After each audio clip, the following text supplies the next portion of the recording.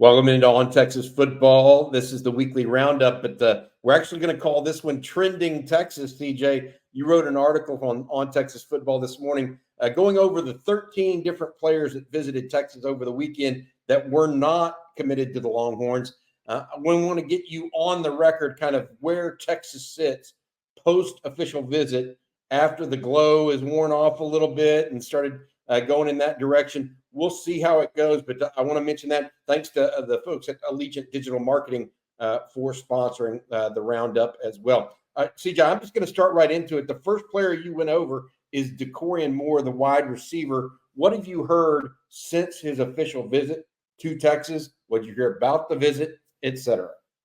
Yeah, this was the big one, right? This was the headliner coming in, the number one wide receiver from the state of Texas and in the country for his official visit to Steve Sarkisian and the Texas Longhorns. Listen, I thought Texas rolled out the red carpet very well for him. He had a lot of family members, some from Austin, some up from Dallas that made the trip down. We saw the photo afterward of him thanking Sarkisian in Texas for hosting them this weekend. That photo goes pretty deep, Bobby. There's a lot of family members there. Some are lifelong Texas fans, and I think that's very important in this recruitment as well, because we've talked about it. LSU, Ohio State, Oregon, three teams that have put out some pretty good wide receivers and will have some, something to offer in the NIL world as well. But for Texas to be able to say, hey, we have three guys drafted a year ago from the wide receiver spot. We have plenty of quarterbacks waiting to get you the rock. Oh, and also we can play the game as well. That was very important.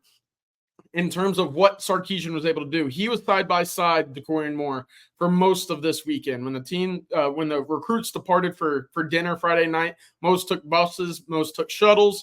Steve Sarkisian was in the car with Dorian Moore and his family en route to dinner Friday night, just to kind of get an idea of how important he is to the Texas football program moving forward. I was actually told by a source inside that maybe there was a little bit too much attention headed to Dorian's way in terms of what that might mean for some other guys on campus. But at the same time, I think the stakes are very high here. You need to win this recruitment if you're Sarkisian. If you want to compete at the very top level in the SEC, this is a guy that you win with on your roster. And I think coming out of it, Texas had a good shot coming in. I think they sit even better at the moment going into his final official visit this weekend at Oregon.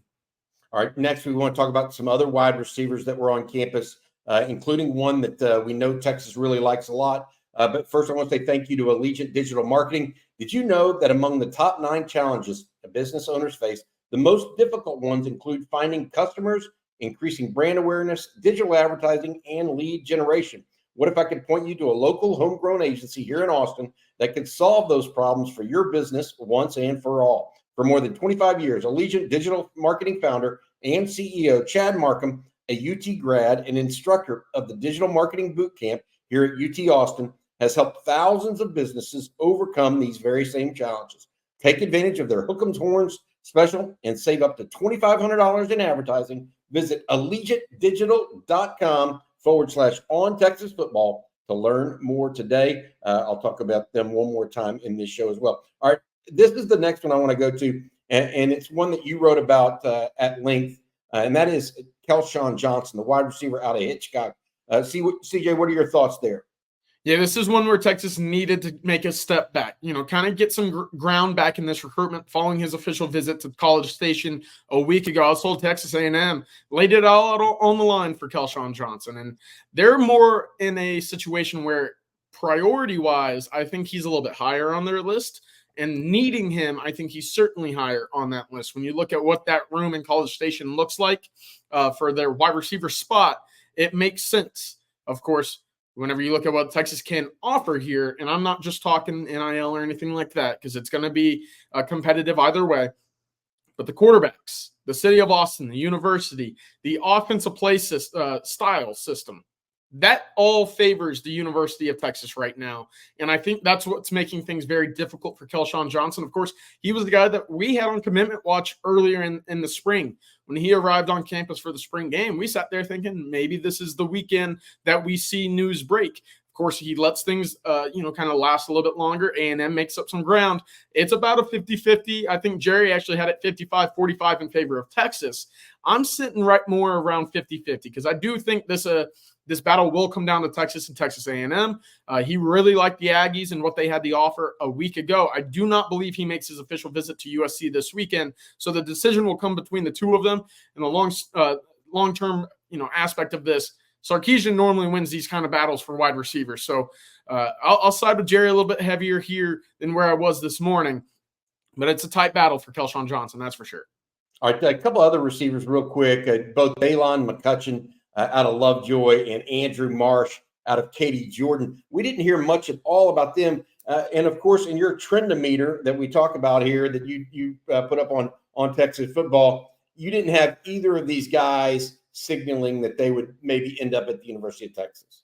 Yeah, I think for Dalen McCutcheon, the question is his top end speed. He's as savvy a route runner as I'll find in the state of Texas for this cycle. I just think for what Sarkisian's doing, that top end speed has to be the top of the list priority wise. He's going to Florida State this weekend. And if I was a betting man, I expect the Seminoles to come out on top in that recruitment.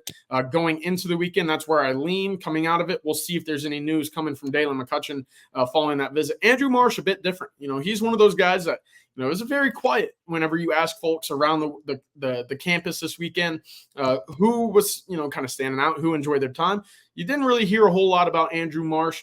Of course, he's a guy that Texas had on campus in the spring for a practice around DKR. He's been recruited by Sarkisian and Chris Jackson for a while as well. The question, and it's a fair one, is where does he sit right now on the big board with Khalil Lockett, Jamie French coming in next weekend? I have to imagine those are guys Texas is having higher on their list right now. I look at Washington and Oklahoma as two teams to keep an eye out right now for Andrew Marsh. Got it. Let's move on to the offensive line because this is where I think it gets even more interesting to me. And start with a guy that you saw on Friday at the airport that you just said looked like he looked so big it was kind of strange even watching him go around there. Nick Brooks, tell us where Texas sits today based on what you heard through the weekend.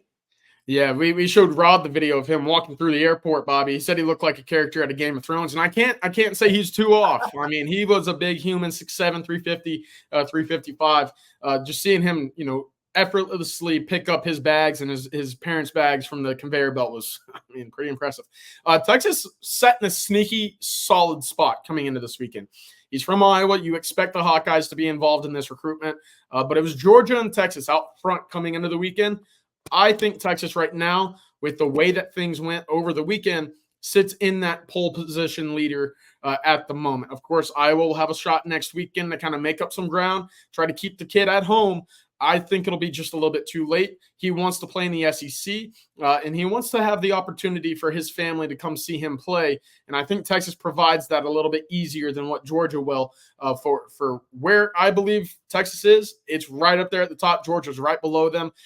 Texas did a great job kind of giving an idea of what else he can do in the city of Austin, whether or not that was a question coming in. The big city, they answered those questions this weekend. He came away really enjoying his time on campus, and the Longhorns made him feel like a priority.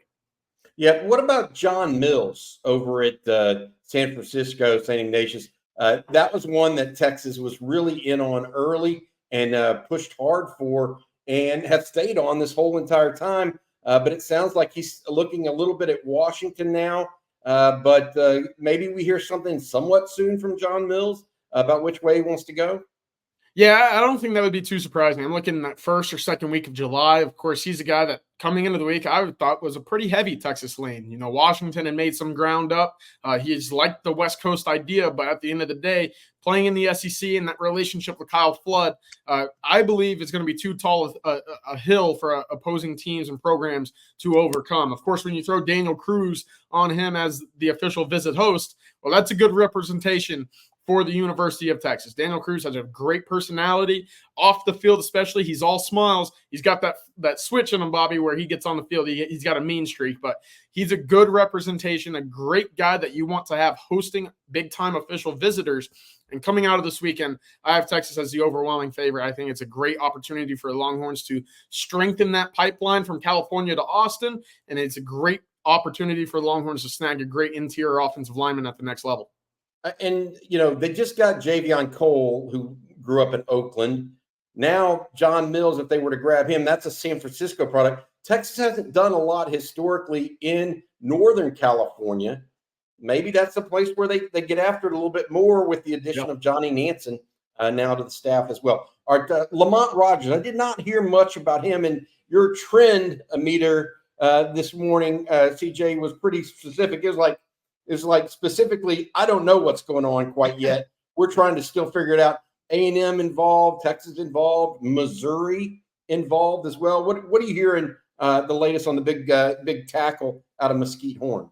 Yeah, this is an interesting one to me. It's one that might fall victim to numbers, if you will, for the Texas offensive line room. Of course, they have 3 in the fold right now. We just mentioned 2 others where Texas is sitting in great positions for as well. Well, Michael Fasucci also comes in next week, and I believe Texas will have a spot for him regardless of what that room is looking like. So what does that mean right now for Lamont Rogers? Well, he likes Texas. His family was are big fans of Texas. He came in requesting Trevor Gooseby. Why is that noteworthy? Well, I think they were, kind of similar recruitments. Texas kind of looked around. They filled up their class earlier, and then they said, oh, wait, we kind of like what we have right now evaluation-wise with Trevor Gooseby. Let's get him into the fold and see how he can develop.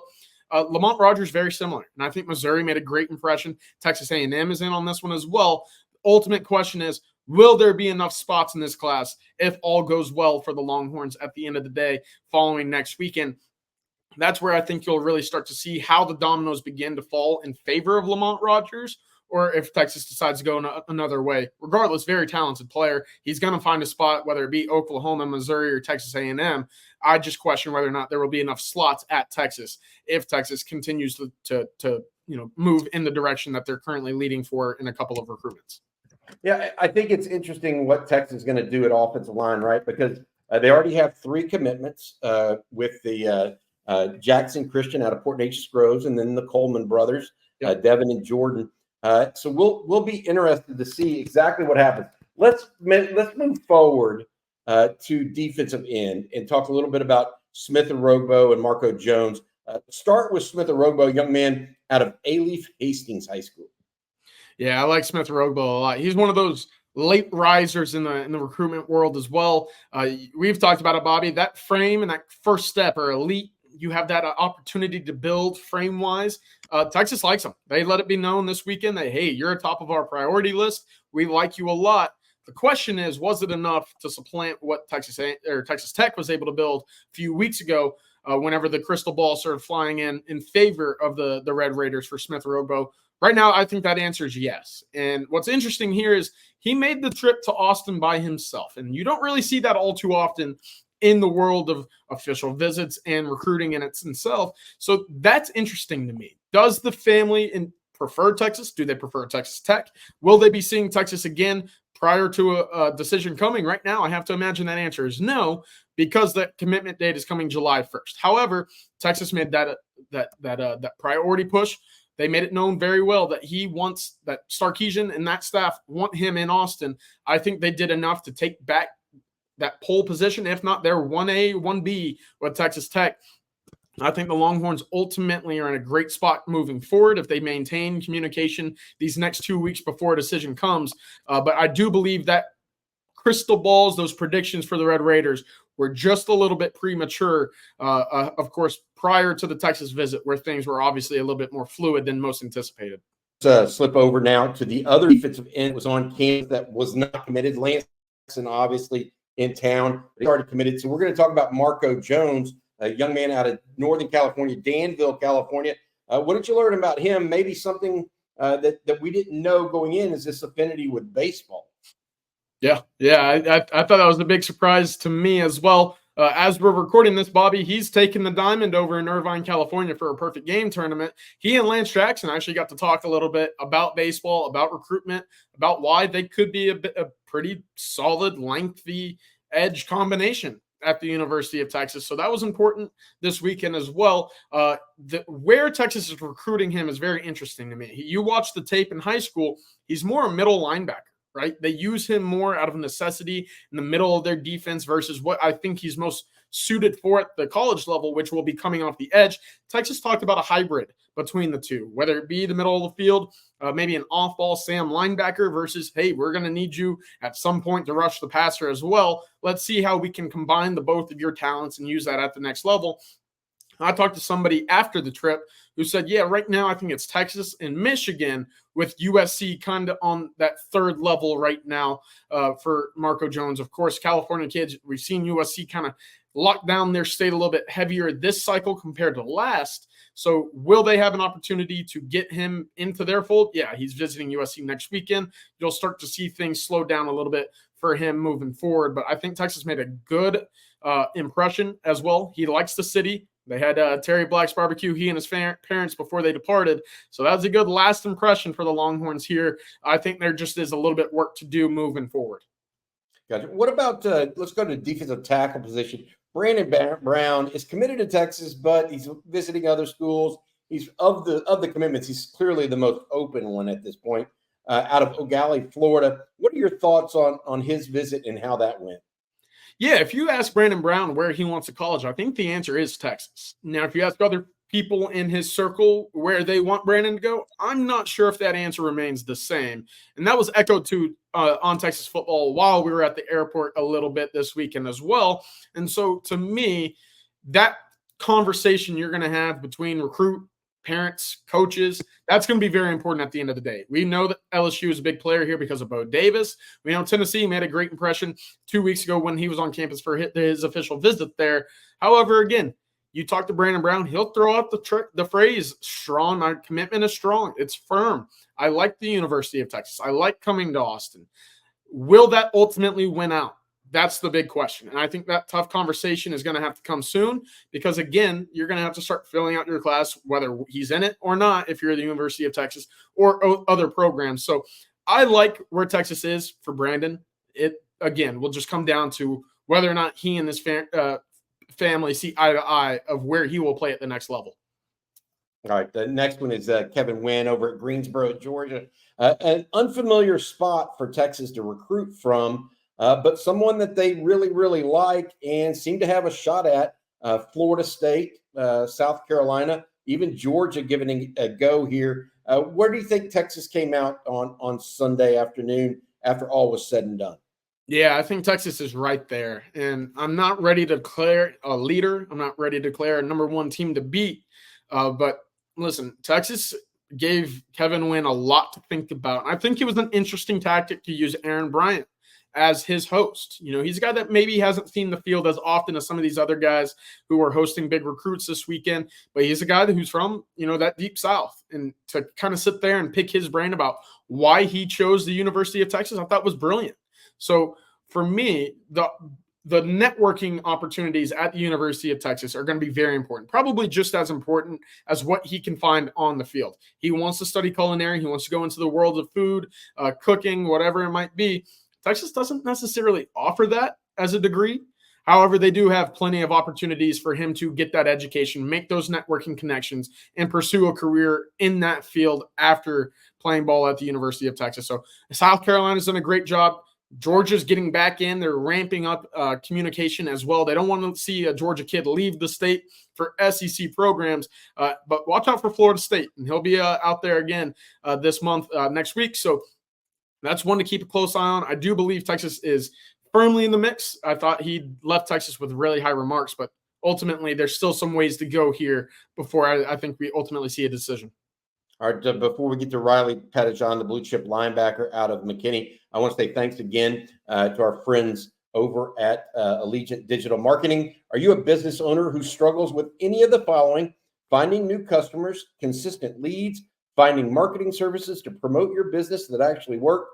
Founder and CEO Chad Markham with the Allegiant Digital Marketing, an Austin-based advertising agency, has helped thousands of business owners just like you for more than 25 years conquer these same challenges. So if you're ready to start making money in your business and grow with confidence, visit allegiantdigital.com/ontexasfootball and get a free marketing plan. Plus, you can save up to $2,500 in advertising when you mention their Hook 'em Horns special today. Again, that's allegiantdigital.com/ontexasfootball. All right, CJ, I want to ask you about Riley Pettijohn, the linebacker out of McKinney.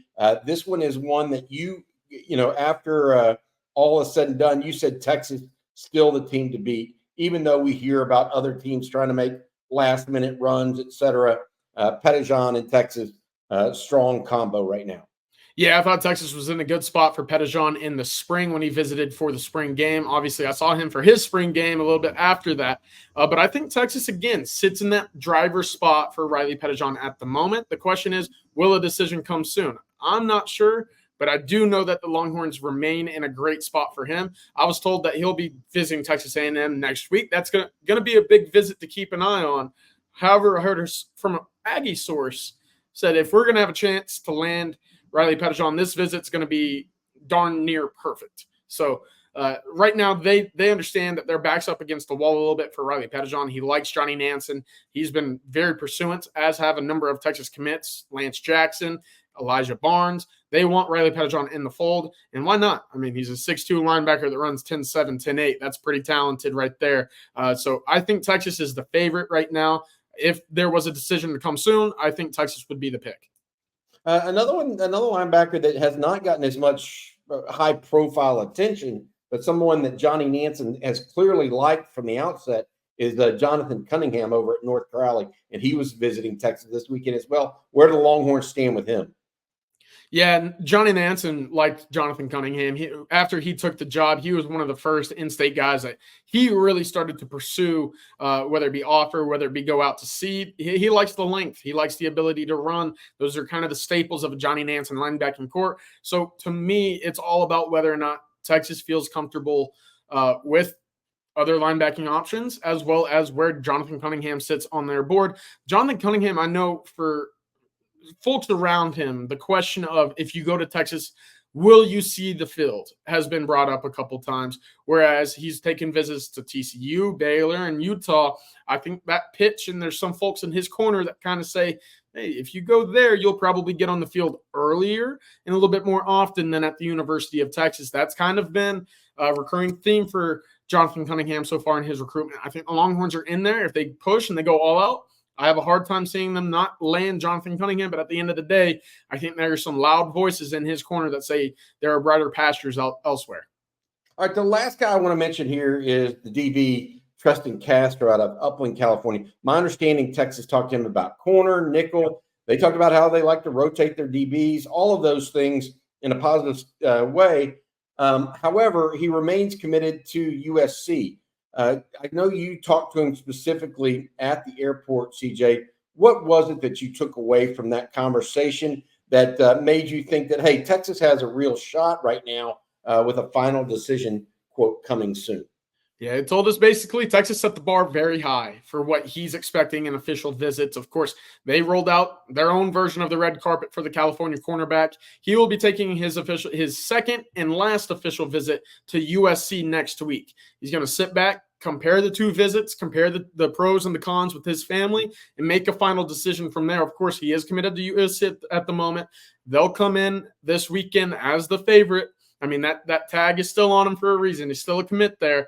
But the Longhorns gave him a lot to think about in terms of playing at Texas, playing in the SEC, and living in the city of Austin as well. That's kind of been one of the recurring themes with a lot of these out-of-state guys coming in, seeing the city, seeing the opportunities and the networking availabilities that Austin and the university provide. He said it, listen, I love the city. I love being in where the bright lights are, playing under the bright lights, whether that be the SEC or the University of Texas, whatever.